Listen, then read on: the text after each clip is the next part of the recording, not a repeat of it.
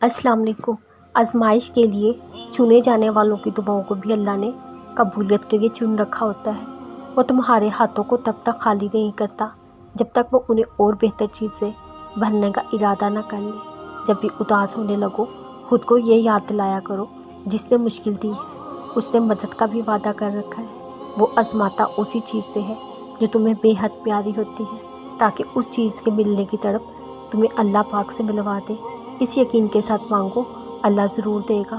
फिर देखो वो तुम्हें इतना अता करेगा, तुम गिनती तक भूल जाओगे। दुआएं नसीब से नहीं बल्कि नसीब दुआओं से आता है। कायनात के सारे मौत से दुआओं से होते हैं। मुश्किलात अपना हल खुद लेकर आती हैं। कोई भी मुश्किल इतनी बड़ी नहीं होती कि तुम बर्दाश्त ना कर सको। वो तुम्हारी हिम्मत से ज़्यादा तुम पर बोझ नहीं डालता। देखो, उम्मीद मत खोना, यकीन कायम रखना। वो अल्लाह है ना, संभाल लेगा। तुम कमज़ोर जब पड़ते हो, टूटने लगते हो, वो देखता है। वो बड़े प्यार से तुम्हारी तरफ देखता है जब तुम कहते हो, या अल्लाह बस आप ही हो जो मुश्किल से आसानी में ज़िंदगी को बदलने वाले हो। कोई कितना ही गुनाहगार क्यों ना हो, अल्लाह उसके लिए तौबा का दर, दुआ का रास्ता और इसका दरवाज़ा कभी बंद नहीं करता। बेशक अल्लाह बड़ा बख्शने वाला, निहायत रहम वाला है।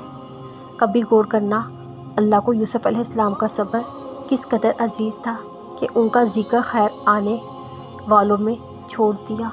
उनके किस्से को अहसनुल क़सस करार देकर उनके नाम पर मुकम्मल सूरत कुरान पाक में नाजिल कर दी, जिसमें एक तरतीब के साथ उनके ख्वाब, सब्र, आजमाइश और कामयाबी को निहायत खूबसूरत तरीके से बयान कर दिया गया। इस मुकाम की वजह पता क्या थी? इसकी वजह ये थी, अल्लाह ने उन्हें धोखे, जुदाई और तहम्मत जैसी तकालीफ से आजमाया था। उनका रद्द अमल ये था, वो कभी वावेला नहीं मचाते थे। वो खामोशी से सब्र के साथ दुआ, रब पर तवक्कल करने, माफ़ करने वाले थे। नतीजा क्या निकला? अल्लाह ने उन्हें ज़ाया होने से ऐसे बचाया कि उन्हें अजीम बादशाहत सौंप दी। अगर दुआ, सब्र, तवक्कल, पाकदामनी का दामन थामे रखिए, अल्लाह हमें भी बिछड़े लोगों से मिलवा दे। हमें अपनी ज़िंदगियों में बादशाहों जैसा प्रोटोकॉल दे।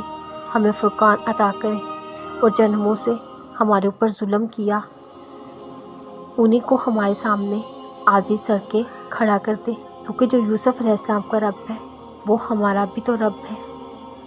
हर आजमाइश के पीछे इतना बड़ा सिला होता है, अगर तुम जान लो तो कभी शिकवा ना करो।